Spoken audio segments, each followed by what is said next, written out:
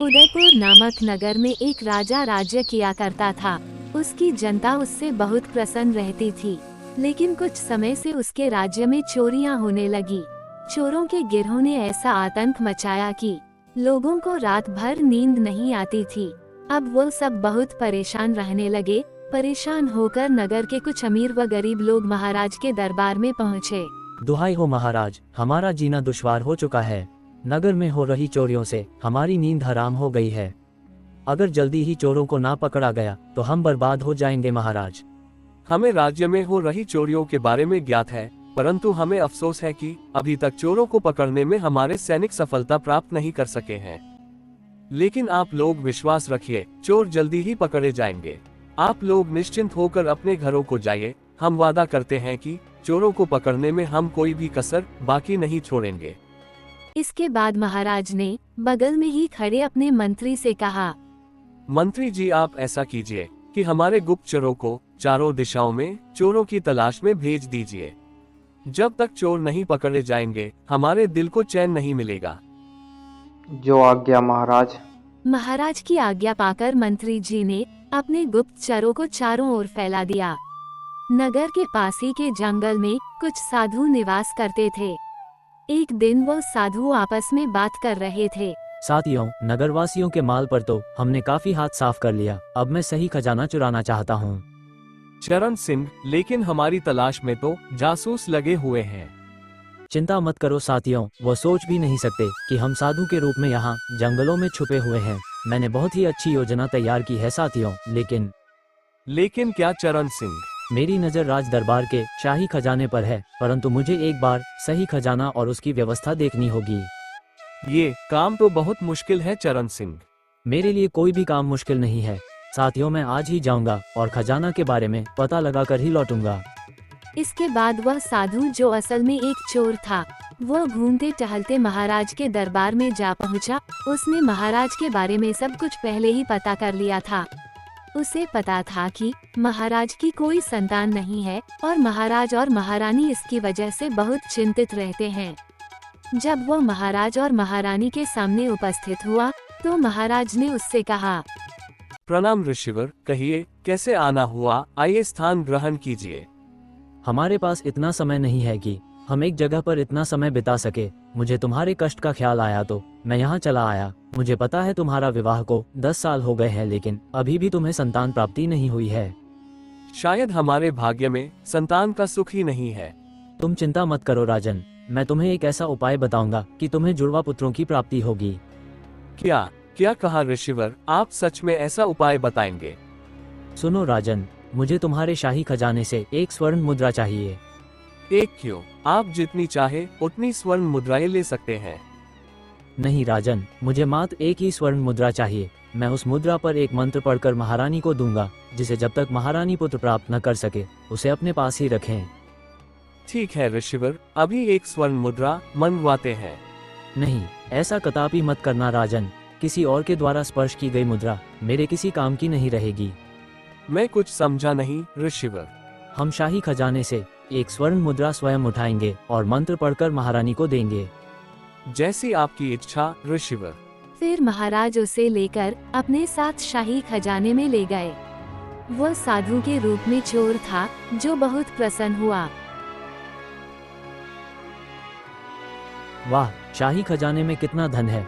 अगर मैं इसे चुराने में कामयाब हो गया तो मेरी 7 पुश्तों को भी चोरी नहीं करनी पड़ेगी। ये सोचकर वह आगे बढ़ा और सामने से एक स्वर्ण मुद्रा उठा ली और पुनः महाराज से कहा,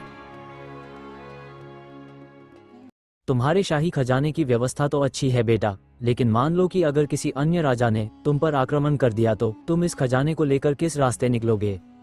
आपके पीछे जो खुंटी है उसके खींचते ही एक गुप्त द्वार खुल जाता है। इस द्वार से हम खजाने सहित एक पहाड़ी की गुफा में पहुंच जाएंगे।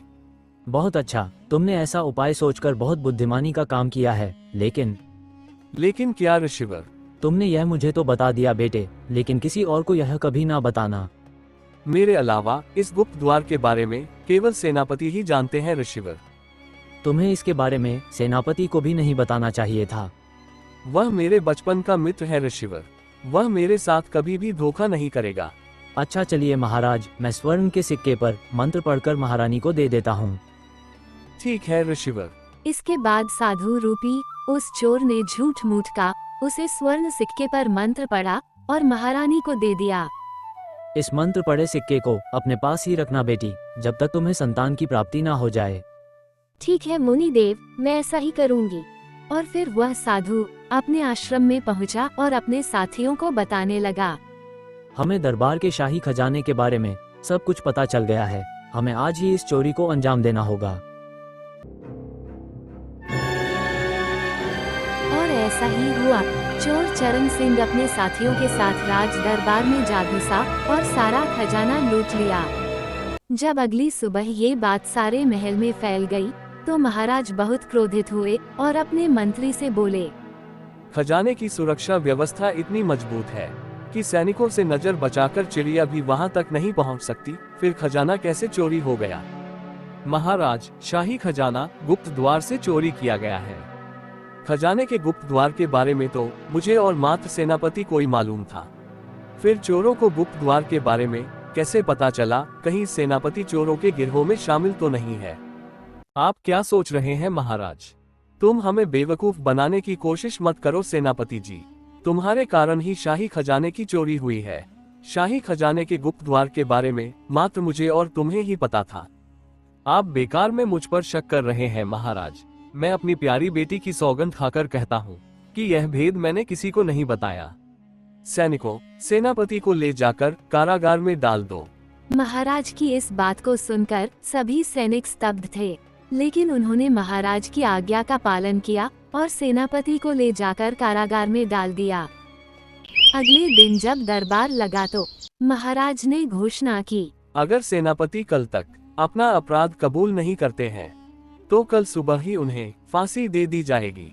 ये खबर सेनापति की बेटी सुलेखा तक भी पहुंची कि उनके पिताजी को कारागार में डाल दिया गया है और कल उन्हें फांसी दे दी जाएगी। तो वह महाराज के दरबार आ पहुंची और महाराज से बोली, महाराज, क्या ये सच है कि कल मेरे पिताजी को फांसी दे दी जाएगी?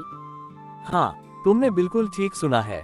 लेकिन अगर तुम्हारे पिता ने ये बात बता दें कि खजाना कहाँ पर है तो उनकी सजा टल सकती है। लेकिन महाराज, जो अपराध मेरे पिताजी ने किया ही नहीं, वह कैसे कबूल कर सकते हैं? ऐसा क्या सबूत है तुम्हारे पास कि तुम्हारे पिता ने यह नहीं किया है? महाराज, सबूत तो आपके पास भी नहीं है। आप मुझे 10 दिन की मोहलत दे दे, मैं असली चोरों का पता लगाकर अपने पिताजी पर लगाए आरोपों को झूठा साबित कर दूंगी। लेकिन अगर 10 दिनों के अंदर तुम ऐसा नहीं कर सकी तो आप बेशक मेरे पिताजी को फांसी दे दीजिएगा। ठीक है सुलेखा, मैं तुम्हें 10 दिन की मोहलत देता हूँ।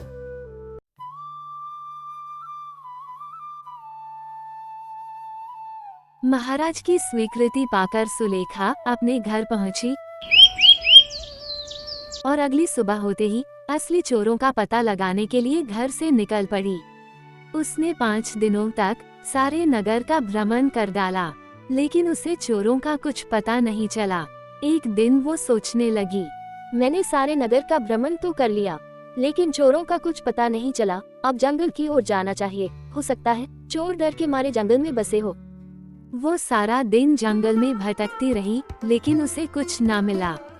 जब शाम हुई तो उसे कुटिया के सामने आग जलती दिखाई दी। मुझे वहाँ जाकर देखना चाहिए, वहाँ आग जलाकर कौन बैठा है। हो सकता है चोरों का गिरोह यहीं पर बसा हो। यही सोचकर वो कुटिया के पास पहुंची। दरअसल वो चोर चरण सिंह और उसका गिरोह था, जो साधु के भेष में बैठे थे। सुलेखा झाड़ी के पीछे जाकर खड़ी हो गई और उन सब की बातें सुनने लगी। साथियों, अब हमें चोरी करने की जरूरत नहीं पड़ेगी, क्योंकि राज खजाने से हमने इतना धन चुरा लिया है कि सारी जिंदगी आराम से बिता सकते हैं। ओ, तो ये साधु नहीं चोर है, और वही चोर है जिन्होंने शाही खजाना चुराया है। आखिरकार मुझे खजाने के चोरों का पता चल ही गया। ये चोर बहुत शातिर है। अगर मैंने यह महाराज को बताया कि ये चोर है तो वह विश्वास नहीं करेंगे। मुझे इन्हें रंगे हाथों पकड़ना होगा। ये सोचकर वो वहाँ से चली गई और अगली सुबह होते ही महाराज के दरबार में जा पहुँची। महाराज, मैंने शाही खजाने के बारे में चोरों का पता लगा लिया है। कौन है वे? मुझे माफ करिए महाराज, मैं आपको उनके बारे में अभी नहीं बता सकती। इसका क्या मतलब है? मैं उनको रंगे हाथ पकड़ने की योजना बना रही हूँ महाराज। इसके लिए क्या आप मुझे एक शाही सराय दे सकते हैं? और मुझे सोने और चांदी के बर्तन भी चाहिए। अवश्य, मैं ये सारी चीज तुम्हें अवश्य दे सकता हूँ। आपका बहुत बहुत धन्यवाद महाराज। सुलेखा ने महाराज का आभार व्यक्त किया और फिर वहां से अपने घर आ गई। फिर वह अगली सुबह होते ही वह उन चोरों के गिरोह जो साधु के भेष में कुटिया में रहते थे उनके पास जा पहुंची।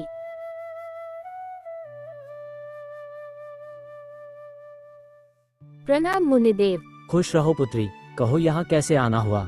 ऋषि वर में सेठ राजदेव की पुत्री हूँ। मेरे पिताजी बड़े नगर में व्यापार करके लौटे हैं। उनके लौटने के उपरांत हमने अपनी शाही सराय में ऋषि मुनियों को शाही दावत दी है। मैं उसका निमंत्रण देने आपके पास आई हूँ। मेरा अनुरोध है कि आप वहाँ अवश्य आए। अब तुमने दावत दी है तो हम अवश्य आएंगे। साधु महाराज, आपका बहुत बहुत धन्यवाद। सुलेखा वापस लौट आई और महाराज के शाही सराय में जाकर रुक गई और दावत की तैयारी करने लगी। अगली सुबह चोर चरण सिंह साधु के भेष में अपने साथियों के साथ सुलेखा द्वारा बताए पते पर शाही सराय पहुंचा। आइए महाराज, आपका शाही सराय में स्वागत है। आपका भोजन भी तैयार है।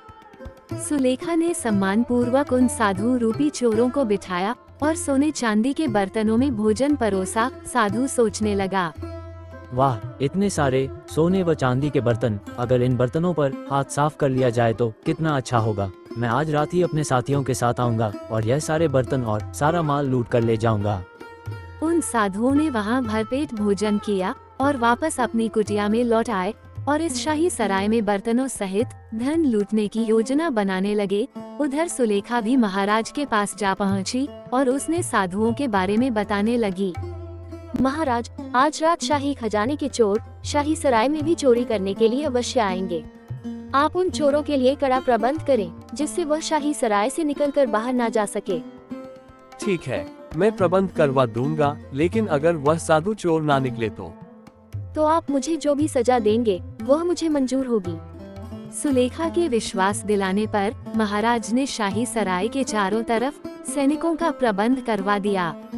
उसी रात सुलेखा एक मंत्री के साथ एक कोने में छुप गई। कुछ देर बाद वो चोर जो साधु के भेष में थे वह शायद ही सराय में गुप्त तरीके से घुस गए और साधु अपने साथियों से कहने लगा, साथियों, सभी सोने व चांदी के बर्तन जो भी धन मिलता है उसे समेट लो। इसके बाद साधु रूपी चोरों ने सारा सामान समेट लिया। तभी वह मंत्री सामने आ गया और सैनिकों के साथ उन सबको घेर लिया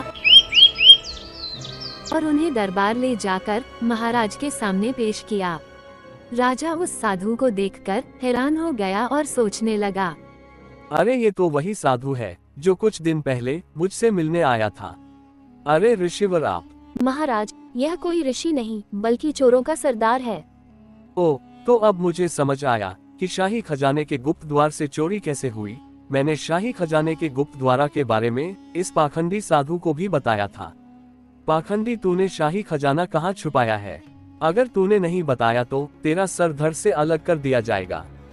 मुझे क्षमा कर दीजिए महाराज, वो खजाना मेरे जंगल की कुटिया में रखा हुआ है। तूने ना जाने कितनों का धन लूटा है। तू क्षमा योग्य नहीं, मात्र ही सजा ही मिलेगी। मंत्री जी, इन सभी को ले जाकर कारागार में डाल दो। महाराज की आज्ञा का पालन हुआ और उन साधुओं को ले जाकर कारागार में डाल दिया गया। तो महाराज ने सुलेखा से कहा, बेटी सुलेखा, मुझे तुम पर गर्व है।